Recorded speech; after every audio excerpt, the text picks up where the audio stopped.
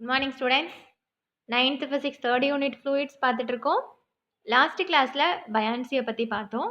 அதாவது பயான்சி அப்படிங்கிறது என்னன்னா, ஒரு ஆப்ஜெக்ட் வந்து ஃபுல்லாவோ அல்லது பாதியாகவோ fully or partially immersed in the fluid அப்படின்னா, அந்த ஆப்ஜெக்ட் மேலே அப்வர்ட் டைரக்ஷனில் ஆக்ட் ஆகக்கூடிய ஃபோர்ஸ் தான் நம்ம என்ன சொல்கிறோம் அப்படின்னா பயான் ஃபோர்ஸ் அப்படின்னு சொல்கிறோம் இல்லைங்களா? ஸோ இதில் இந்த டவுன்வர்ட் டைரக்ஷனில் இந்த ஃபோர்ஸ் வந்து ஆப்ஜெக்ட் உடைய வெயிட் ஆஃப் த ஆப்ஜெக்ட். இது வந்து பயான் ஃபோர்ஸ். இது ரெண்டும் ஈக்குவலா இருந்துச்சு அப்படின்னா ஆப்ஜெக்ட் வந்து ஃப்ளோட் ஆகுது. இப்ப இந்த ஃபோர்ஸ் வந்து அதிகமா இருக்கு அப்படின்னா ஆப்ஜெக்ட் வந்து என்னவாயிடுது அப்படின்னா சிங்க் ஆயிடுது. இந்த ஆப்ஜெக்ட் அதாவது இந்த ஃபோர்ஸ் வந்து ஹையா இருக்கு அப்படின்னா ஆப்ஜெக்ட் வந்து சிங்க் ஆயிடுது. அதுவே பயான் ஃபோர்ஸ் வந்து அதிகமா இருக்கு அப்படின்னா ஆப்ஜெக்ட் வந்து என்னவாகுதுன்னா ஃப்ளோட் ஆகுது. அப்படிதான் நம்ம பார்த்திருந்தோம் லாஸ்ட் கிளாஸ்ல. இந்த பயான்சியை பேஸ் பண்ணி ஒரு சின்ன எக்ஸ்பெரிமெண்ட் என்ன அப்படின்னு பார்த்தீங்கன்னா கார்ட்டீசியன் டைவர் அப்படிங்கிறது. கார்ட்டீசியன் டைவர் அதாவது கார்ட்டீசியன் மூழ்கி அப்படின்னு சொல்றது. இது சிம்பிள் என்னன்னு பார்த்தீங்கன்னா ஒரு பென் கேப் வித் கிளே, ஒரு பேனாவுடைய மூடி கீழே வந்து ஒரு களிமண்ணால செஞ்சுருக்காங்க. அது களிமண் இல்லை நம்ம ஏதாவது ஒரு இரும்பு அந்த மாதிரி அந்த பென் கேப்போட ஃபிக்ஸ் பண்ணிக்கலாம். இந்த பென் கேப்பில் பார்த்தீங்கன்னா உள்ளே வந்து கேப் இருக்கும் இல்லையா? நமக்கு தெரியும் பென் கேப்னா என்னது? அந்த மூடியில வந்துட்டு கீழ வந்து இந்த களிமண், இந்த க்ளேவ வந்து ஃபிக்ஸ் பண்ணிட்டாங்க. அப்ப மேல பார்த்தீங்க அப்படின்னா கேப் இருக்கும். ஏர் இருக்கும் இல்லையா? ஸோ, இதுல வந்து ஒரு பாட்டில்ல வந்து ஹால்ஃப் ஆஃப் த பாட்டில் அப்படி தண்ணிய எடுத்துட்டு, உள்ள வந்து அந்த கார்ட்டீசியன் டைவர நம்ம போட்டுட்டு, மேல பாட்டில வந்து நம்ம க்ளோஸ் பண்ணிடலாம். இப்ப க்ளோஸ் பண்ணுனதுக்கு அப்புறமா, இந்த பாட்டில்ல வந்து ஒரு பிரஸ் குடுக்குறீங்க அப்படின்னு வைங்க. ஒரு அழுத்தம் நம்ம குடுக்கும் பொழுது, இங்க இருக்கக்கூடிய பிரஷர் அதிகமாகிறதுனால, இங்க இருக்கக்கூடிய தண்ணியெல்லாம் எங்க போகும்னா, கேப்க்குள்ள போகும். அப்ப கேப்க்குள்ள போகும் பொழுது, ஏர் அங்க இருக்கு இல்லையா? ஏர் வந்து அதனுடைய வெயிட் மாறாது. பட் எடை மட்டும் குறையும் இல்லையா? ஸோ, அப்ப எடம் குறையும் பொழுது, அங்க ஃபுல்லா என்னவாகுது அப்படின்னு பார்த்தீங்கன்னா, வாட்டர் ஃபில் ஆயிக்குது. அப்ப டென்சிட்டி வந்து மாறுது. அப்ப ஆவரேஜ் டென்சிட்டி வந்து இன்கிரீஸ் ஆகறதுனால, இந்த கார்ட்டீசியன் டைவர் வந்து என்னவாகுதுன்னா, சிங்க் ஆயிடுது. அதே நம்ம ரிலீஸ் பண்ணிடுறோம் அப்படின்னு வைங்க. அந்த பாட்டில வந்து நம்ம ரிலீஸ் பண்றோம் அப்படின்னா, அந்த ஏர் வந்து அதுக்கான இடத்த வந்து ஸ்பேஸ் பண்ணிக்கும். எக்ஸஸ் வாட்டர் வந்து மறுபடியும் அந்த கேப்க்குள்ளேருந்து வெளிய போயிடும். அப்ப டென்சிட்டி வந்து டிக்ரீஸ் ஆகுறதுனால, மறுபடியும் இந்த டைவர் வந்து என்னவாகும்னா, ஃப்ளோட் ஆகும். சரிங்களா? ஸோ இதான் வந்துட்டு கார்ட்டீசியன் டைவர், கார்ட்டீசியன் மூழ்கி அப்படிங்கிறது எக்ஸ்பெரிமெண்ட் எதுக்காகன்னா, பிரின்சிபல் ஆஃப் பயான்சிய டெமான்ஸ்ட்ரேட் பண்றதுக்காக. சரிங்களா? மிதப்புத்தன்மையை டெமான்ஸ்ட்ரேட் பண்றதுக்காக கார்ட்டீசியன் மூழ்கி அப்படிங்கிறது சிம்பிள். ஒரு பேனா மூடியில களிமண்ணோட சேர்த்து வச்சுடுறாங்க. அந்த மூடிய வந்துட்டு இத ஃபுல்லா வந்து களிமண்ணோட ஃபிக்ஸ் பண்ணிட்டு, ஒரு தண்ணி இருக்கக்கூடிய பாட்டிலுக்குள்ள போட்டுர்றாங்க. நம்ம அந்த பாட்டில வந்து அழுத்தும் பொழுது, அழுத்தம் அதிகரிக்கும் பொழுது, அதில இருக்கக்கூடிய எக்ஸஸான வாட்டர் வந்து பேனா மூடிக்குள்ள போயிட்டு, அதனுடைய அடர்த்தி அதிகமாகும் பொழுது, அந்த டைவர் வந்து முழுகிடுது. கார்ட்டீசியன் மூழ்கி வந்து மூழ்கிடுது. நம்ம வந்து பாட்டில விட்டுறோம். அதனுடைய அழுத்தம் குறையும் பொழுது என்னவாகுதுன்னா, அந்த வாட்டர் எல்லாமே மறுபடியும் கீழ வந்துட்டு, அடர்த்தி குறையிறதுனால அது மறுபடியும் என்னவாகுதுன்னா, ஃப்ளோட் ஆகுது. இதான் வந்து கார்ட்டீசியன் டைவர். நெக்ஸ்ட் நம்ம பார்க்கக்கூடியது வந்து ஒரு இன்ட்ரஸ்டிங்கான ஒரு சயின்டிஸ்ட். அவர் வந்து மேத்தமெட்டிஷியன். ஒரு கிரேட் மேத்தமெட்டிஷியன்ஸ். சாதாரண மேத்தமெட்டிஷியன்லாம் கிடையாது. அதே மாதிரி அவர் எந்த ஒரு விஷயத்த எடுத்தாலும், அத முடிக்கிற வரைக்கும் அதனுடைய சிந்தனையோடயே இருக்கிறவர். ஸோ அத பத்தியே நினைச்சுட்டு மேக்ஸிமம் சயின்டிஸ்ட் எல்லாமே பார்த்தீங்கன்னா, ஏதாவது ஒரு கான்செப்ட் எடுக்குறாங்கன்னா, அத பத்தியே யோசிச்சுட்டு இருப்பாங்க இல்லையா? ஸோ அந்த மாரி இருக்கக்கூடிய ஒரு பெர்சன் இவரு. இவங்க அப்பா வந்து ஒரு ஆராய்ச்சியாளரா இருந்தவரு. ஸோ இவரு வந்து ரொம்ப குடும்பம், ஃபேமிலி பார்த்தீங்கன்னா, ரொம்ப வெல் டெவலப்பான ஃபேமிலி தான். ஸோ அதுலருந்து இவரு படிச்சவரு. நெறைய அறிவு திறமை வந்து இருக்கவரு. இவரு வந்துட்டு இந்த இவரோட ரிசர்ச் எல்லாமே எப்படி இருந்துச்சு அப்படின்னு பார்த்தீங்கன்னா, சிம்பிள் மெஷின்ஸ பத்தி தான் இருந்தது. அதாவது நம்ம படிச்சிருப்போம்ல சின்ன கிளாஸ்லலாம். First order lever, second order, third order. அதாவது க்ரோபார், சிசர்ஸ் இதெல்லாம் எப்படி ஒர்க் ஆகுது அப்படின்னு சொல்லிட்டு. ஸோ அதெல்லாம் அவருடைய கண்டுபிடிப்பு தான் இது. இவரு இருக்கும் பொழுது, அந்த ஹேரோ அப்படின்ற ஒரு மன்னன் வந்து இவர்கிட்ட கேட்டாங்களாம், "ஸோ உங்கனால முடியாதது எதுவுமே கிடையாதா?" அப்படின்னு சொல்லிட்டு. அதுக்கு அவரு சொல்றாராம், "இந்த உலகத்துக்கு வெளியில எனக்கு நிக்கிறதுக்கு மட்டும் ஒரு சின்ன இடம் குடுங்க. நான் இந்த வேர்ல்டையே நான் தூக்கி காட்டுறேன்." அப்படின்னு சொல்லி சொன்னாராம். ஸோ அந்த அளவுக்கு வந்து ஒரு தன்னம்பிக்கையான திறமை வாய்ந்த ஒரு சயின்டிஸ்ட் யாரு அப்படின்னு பார்த்தீங்கன்னா, ஆர்க்கிமிடிஸ். அவரு வந்து இந்த ஒரு ஃப்ளோட்டேஷன் நம்ம வந்து எப்படி வந்து மிதக்குறோம் அப்படிங்கிறத கண்டுபிடிச்சவரு. நம்மனால எப்படி தண்ணீல வந்து ஒரு பொருள் மிதக்குது அப்படிங்கிறத வந்துட்டு கண்டுபிடிச்சவரு. எப்படி அப்படின்னு பார்த்தீங்கன்னா, அவரு குளிக்கும் பொழுது, அவரு பாத் டப்ல இறங்குறாரு. ஸோ, அவர் டப்ல இறங்கும் பொழுது, அவரு இறங்குனோம்னா, அந்த எக்ஸஸான தண்ணிலாம் என்னவாகும்? கீழ போகும்ல. நமக்கே அது தெரியும். தண்ணி வந்து ஃபுல்லா இருக்கு அப்படின்னா, அதுல நம்ம கால் வச்சாவோ, அல்லது நம்ம இறங்குனாவோ, அதுக்கு தகுந்த மாரி என்னவாகும்? தண்ணி வந்து வெளிய போகும் இல்லையா? ஸோ, அந்த வெளிய போற தண்ணியும், அவருடைய அந்த டைம்ல அவருடைய பாடி வந்து வெயிட் லாஸ் ஆன மாரி ஃபீல் பண்றாரு. ஸோ, அத ஃபீல் பண்ண உடனே, அவர் என்ன பண்றாருன்னா, யுரேகா! யுரேகான்னு எழுந்து கத்திக்கிட்டே ஓடுறாரு. ஸோ, இதுக்கு ஒரு சின்ன ஸ்டோரி உண்டு. நம்ம அத அப்புறமா பார்க்கலாம். கத்திக்கிட்டே போறாரு. யுரேகா! அப்படின்னா, ஐ ஹேவ் ஃபவுண்ட் இட் அப்படின்னு அர்த்தம். நான் கண்டுபிடிச்சுட்டேன், கண்டுபிடிச்சுட்டேன் அப்படின்னு சொல்லிட்டு போறாரு.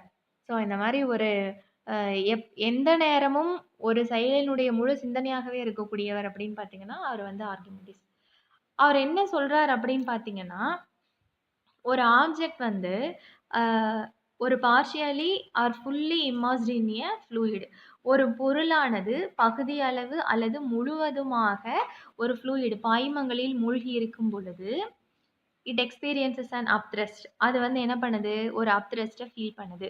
அது மேல ஒரு மேல்நோக்கு விசை செயல்படுறதா அது உணருது.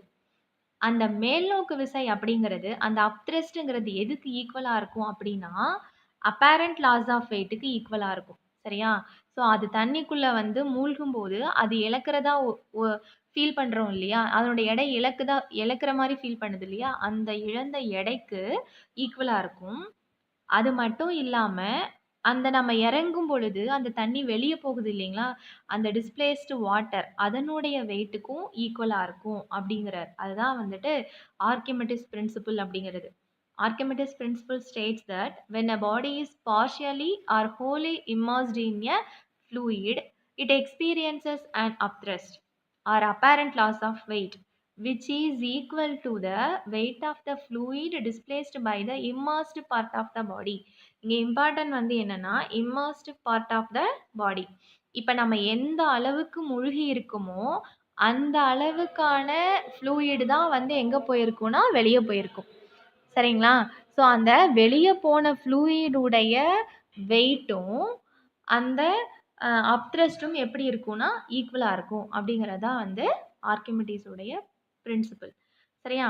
ஸோ, மறுபடியும் தமிழ்ல பார்க்கலாம். ஆர்க்கிமிடிஸ் தத்துவம் அப்படிங்கிறது என்னன்னா, ஒரு பொருள் முழுமையாகவோ அல்லது பகுதியாகவோ ஓய்வு நிலையில் உள்ள பாய்மத்தில் மூழ்கும் பொழுது பாய்மம் அது இம்பார்ட்டன்ட்.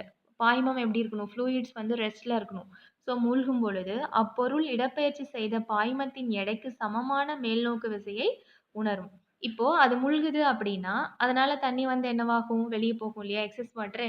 அந்த எக்ஸஸ் வாட்டருக்கு அதனோட வெயிட்டுக்கு ஈக்குவலான ஒரு மேல்நோக்கு விசையை அது உணரும்.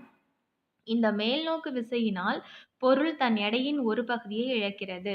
எடையில் ஏற்பட்ட இந்த இழப்பு, இந்த எடையில ஏற்படக்கூடிய இந்த இழப்பு வந்து எப்படி இருக்கும் அப்படின்னா, மேல்நோக்கு விசைக்கு சமமாக உள்ளது. அப்படிங்கிறது தான் ஆர்க்கிமிடிஸோட தத்துவம். சிம்பிள் தான்ப்பா. ஈஸியா புரிஞ்சுக்கோங்க. இப்ப ஆப்ஜெக்ட்ட வந்து இது ஒரு பொருள். இந்த பொருள வந்து காற்றுல எடை எடுக்குறாங்க. எவ்ளோ அப்படின்னு பார்த்தீங்கன்னா, ஒரு 10 நியூட்டன் இருக்குது அப்படின்னு வச்சுக்கலாம். சரியா? இதே பொருள தண்ணிக்குள்ள இப்படி ஒரு பீக்கர்ல தண்ணிய வச்சு அதுக்குள்ள முழுக வைக்கிறாங்க. அப்ப இது காட்டக்கூடிய எடை வந்து எவ்வளோ இருக்கு அப்படின்னு பார்த்தீங்கன்னா, 8 நியூட்டன் இருக்கு. சரியா? இப்போ இது வந்து நீர்ல வந்து எவ்வளோ எடைய இழந்திருக்கு அப்படின்னு பார்த்தீங்கன்னா, 2 நியூட்டன் வந்து எடை இழந்திருக்கு இல்லையா? இந்த இழந்த எடைங்கிறது இந்த 2 நியூட்டன்ங்கிறது எதுக்கு சமமா இருக்குன்னு பார்த்தீங்கன்னா, இது உள்ள முழுகும் பொழுது தண்ணி வெளிய வந்துச்சு பார்த்தீங்களா? இந்த வெளியேற்றப்பட்ட திரவத்தினுடைய எடைக்கு சமம். அதுவும் வந்து எவ்வளோ இருக்கும் அப்படின்னு பார்த்தீங்கன்னா, 2 நியூட்டன் இருக்கும். அவ்வளோதான். இதுதான் வந்து ஆர்க்கிமிடிஸ் உடைய தத்துவம். ஒரு ஆப்ஜெக்ட் வந்து ஃபுல்லியோ அல்லது பார்ஷியலியோ முழுமையாகவோ அல்லது பாதியாகவோ ஒரு ஃப்ளூயிடுக்குள்ள வந்துட்டு இம்மர்ஸ் ஆயிருக்கும் பொழுது, அது மேல என்னவாகுதுன்னா, ஒரு அப்த்ரஸ்ட் வந்துட்டு ஆக்ட் ஆகுது. அந்த அப்த்ரஸ்ட் வந்து எதுக்கு ஈக்குவலா இருக்கு அப்படின்னு பார்த்தீங்கன்னா, அந்த ஆப்ஜெக்ட் உள்ள முழுகும் பொழுது வாட்டர் வெளிய வருது இல்லையா? அந்த டிஸ்பிளேஸ்டு ஃப்ளூயிட வெயிட்டுக்கு வந்துட்டு ஈக்குவல். அந்த displaced fluid also equal to எதுக்கு அப்படின்னு பார்த்தீங்க அப்படின்னா, அ எதுக்கு ஈக்குவலா இருக்கும் அப்படின்னு பார்த்தீங்கன்னா, apparent loss of weight of the body. Apparent loss of weight of the body. Apparent லாஸ்னா என்னது? தண்ணிக்குள்ள அது முழுகும் பொழுது எவ்வளவு எடை இழந்ததாக தோன்றுதோ அதுதான் வந்து அப்பேரண்ட் லாஸ். சரியா? ஸோ அப்ப upthrust is equal to weight of the fluid displaced. Upthrust எதுக்கு ஈக்குவலா இருக்கு? வெயிட் ஆஃப் த ஃப்ளூயிட் டிஸ்பிளேஸ்டுக்கு ஈக்குவலா இருக்கு. Also equal to apparent loss of weight of the பாடிக்கு equal. So apparent weight of the ஆப்ஜெக்ட்ங்கிறது என்னது? அப்பேரண்ட் வெயிட் வந்துட்டு தண்ணிக்குள்ள அது இருக்கக்கூடிய வெயிட் தான் அப்பேரண்ட் வெயிட். இப்போ நான் 8 நியூட்டன் சொன்னேன் இல்லையா தண்ணிக்குள்ள, அது அப்பேரண்ட் வெயிட்.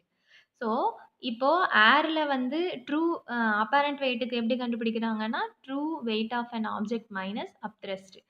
அப்போ ட்ரூ வெயிட் எவ்வளோ? 10 இருக்கு. சரியா? அப்ப அப்த்ரஸ்ட் எவ்வளோ ஆக்ட் ஆகுது? 2 ஆக்ட் ஆகுது. அப்ப 10 மைனஸ் 2 வந்து எவ்வளோ? 8. அப்ப அப்பேரண்ட் வெயிட் வந்து எவ்வளோ வந்துருது? 8 வந்துருது. அவ்வளோதான். இதான் வந்து ஆர்க்கிமிடிஸ் உடைய பிரின்சிபிள். சரியா? ஸோ இங்க பாருங்க. இங்க வந்து ஒரு ஆப்ஜெக்ட் வந்து எவ்வளோ இருக்கு அப்படின்னு பார்த்தீங்கன்னா, 5 கேஜி இருக்கு. ஆமாவா? ஏர்ல வந்து 5 கேஜி இருக்கு. இதே வந்து வாட்டர்ல வந்து எவ்வளோ காட்டுது அப்படின்னு பார்த்தீங்கன்னா, அதாவது 3 கேஜி காட்டுது. இப்ப வாட்டர்ல இது காட்டக்கூடிய வெயிட் வந்து எவ்வளோ அப்படின்னு பார்த்தீங்கன்னா, 3 கேஜி. ஆனா ஏர்ல எவ்வளோ இருக்கு? 5 கேஜி. அப்ப இது எவ்வளோ லாஸ் ஆயிருக்கு? 2 கேஜி லாஸ் ஆயிருக்கா? அப்ப அந்த அப்த்ரஸ்ட்டும் வந்து என்னவா இருக்கும் அப்படின்னா, 2 நியூட்டனா இருக்கும். சரியா? வெயிட்ல சொன்னோம். வெயிட் அப்படின்னா நியூட்டன் இல்லையா? அப்போ இந்த வாட்டர் வந்து ஒரு எதிர்ப்பு விசைய கண்டிப்பா குடுக்கும். தண்ணிக்குள்ள நம்ம எந்த ஒரு பொருள போட்டாலும் வாட்டர் வந்து அதனுடைய எதிர்ப்ப வந்து குடுக்கும். சரியா? ஸோ அப்ப அது எவ்வளோ குடுக்குதுன்னா, 2 நியூட்டன் குடுக்குது. இந்த 2 நியூட்டனும் இதனால வெளிய வந்துச்சு பார்த்தீங்களா, இந்த வாட்டரு. இதனுடைய வெயிட்டும் எப்படி இருக்கும்னா, ஈக்குவலா இருக்கும். அதான் வந்துட்டு ஆர்க்கிமிடிஸ் பிரின்சிபிள். கிளியர் அப்படின்னு நினைக்கிறேன். So simple. நெக்ஸ்ட் வந்து நம்ம பார்க்கக்கூடியது என்னன்னு பார்த்தீங்கன்னா, லாஸ் ஆஃப் ஃப்ளோட்டேஷன்.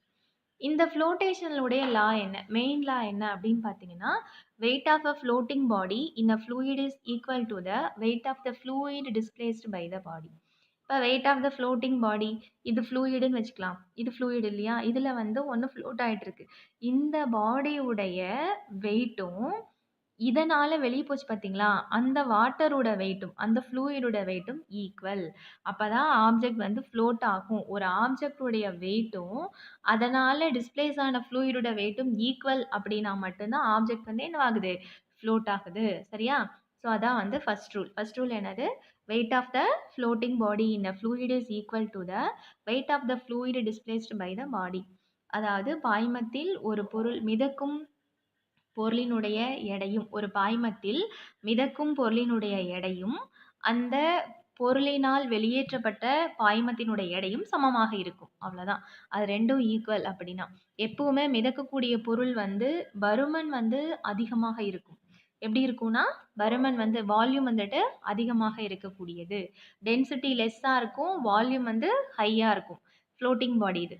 இதுவே நமக்கு வந்து நார்மல் வாட்டர விட சால்ட் வாட்டர்ல வந்து டென்சிட்டி அதிகம். ஸோ டென்சிட்டி வந்து மோர் பயான்சிய குடுக்கும். இந்த பயான் ஃபோர்ஸ் அப்படிங்கிறது அந்த மிதப்பு விசைங்கிறது வால்யூம டிபெண்ட் பண்ணி இருக்க மாதிரியே டென்சிட்டியும் டிபெண்ட் பண்ணி இருக்கும். நம்ம சால்ட் வாட்டர்ல வந்துட்டு ஒரு ஒரு எக் எடுத்துக்கிறோம்னு வைங்க. எக்க வந்து நார்மல் வாட்டர், ஃப்ரெஷ் வாட்டர்ல போட்டோம்னா உள்ள முழுகிடும். அதுவே சால்ட் கலந்து சால்ட் வாட்டர்ல போட்டோம்னா ஃப்ளோட் ஆகும். ஏன்னா, டென்சிட்டி இன்கிரீஸ் ஆகும் பொழுது, அதனுடைய பயான் ஃபோர்ஸும் என்னவாகுதுன்னா, மிதப்பு விசையும் அதிகமாகும். அதனால எக் வந்து என்னவாகும்னா, ஃப்ளோட் ஆகும். ஸோ இது ஒன் ஆஃப் த ரூல். ஃப்ளோட்டேஷனுடைய ஃபர்ஸ்ட் ரூல். செகண்ட் ஒன் என்னன்னு பார்த்தீங்கன்னா, centre of gravity of the floating body. இப்ப சென்டர் ஆஃப் இது வந்து என்னது? மிதக்கும் பொருள். மிதக்கும் பொருளுடைய சென்டர் பாயிண்ட் ஈர்ப்பு மையம். மிதக்கும் பொருளினுடைய ஈர்ப்பு மையம் எப்படியுமே சென்டர்ல தான் இருக்கும். ஒரு புள்ளி நடு புள்ளி வழியாக தான் செயல்படும். பார்ட்டிகிள்ஸ வந்து எந்த பக்கம் பார்த்தாலும் சமமா இருக்கணும். சரியா? ஸோ அந்த புள்ளி தான் நம்ம வந்து என்ன சொல்லுவோம்னா, சென்டர் ஆஃப் கிராவிட்டி அப்படின்னு சொல்லுவோம். ஸோ அந்த சென்டர் ஆஃப் கிராவிட்டியும் அண்ட் சென்டர் ஆஃப் பயான்சி இந்த பயான் ஃபோர்ஸ் இருக்கு பார்த்தீங்களா? அதனுடைய சென்டரும் 2மே வந்து சேம் வெர்டிக்கல் லைன்ல இருக்கும். இப்போ பயான்சிங்கிறது இப்ப எப்படி இப்படி ஆக்ட் ஆகக்கூடியது பயான் ஃபோர்ஸ் அப்போர்ட் டைரக்ஷன்ல ஆக்ட் ஆகக்கூடியது. அப்போ இது எந்த இடத்துல ஆக்ட் ஆகுதோ இதனுடைய சென்டர் பாயிண்ட்டுக்கும் ஆப்ஜெக்ட்டுடைய சென்டர் பாயிண்ட் சென்டர் ஆஃப் கிராவிட்டியும் இந்த சென்டர் ஆஃப் பயான்சியும் சேம் வெர்டிக்கல் லைன்ல இருக்கணும். ஒரே வெர்டிக்கல் லைன்ல ஆக்ட் ஆகும் அப்படிங்கிறது தான் வந்துட்டு என்னது பயான்ஸ் அதாவது லாஸ் ஆஃப் ஃப்ளோட்டேஷன். மிதத்தல் விதிகள் அப்படிங்கிறது அந்த பொருளினுடைய எடையும் அடுத்தது அதனால் வெளியேற்றப்பட்ட நீரின் எடையும் சமமாக இருக்கும். நீர் அப்படிங்கிறது ஃப்ளூயிடுன்னு வச்சுக்கோங்க. பாய்மம் அப்படின்னு வச்சுக்கோங்க. பாய்மத்தின் எடையும் சமமாக இருக்கும். அடுத்தது என்ன அப்படின்னா, மிதக்கும் பொருளினுடைய ஈர்ப்பு மையமும், மிதப்பு விசையின் மையமும் ஒரே நேர்கோட்டில் அமையும். சரியா? சேம் வெர்டிகல் லைன்ல இருக்கும். இதுதான் வந்துட்டு என்னது? லாஸ் ஆஃப் ஃப்ளோட்டேஷன், மிதப்பு விதிகள் அப்படிங்கிறது. இதோட நமக்கு வந்துட்டு 3rd யூனிட் வந்து கம்ப்ளீட் ஆகுது. ஸோ, நம்ம மறுபடியும் என்னெல்லாம் பார்த்தோம் அப்படிங்கிறத ஒரு கிளான்ஸ் பார்த்துருவோம். பயான்சினா என்னன்னு பார்த்தோம்.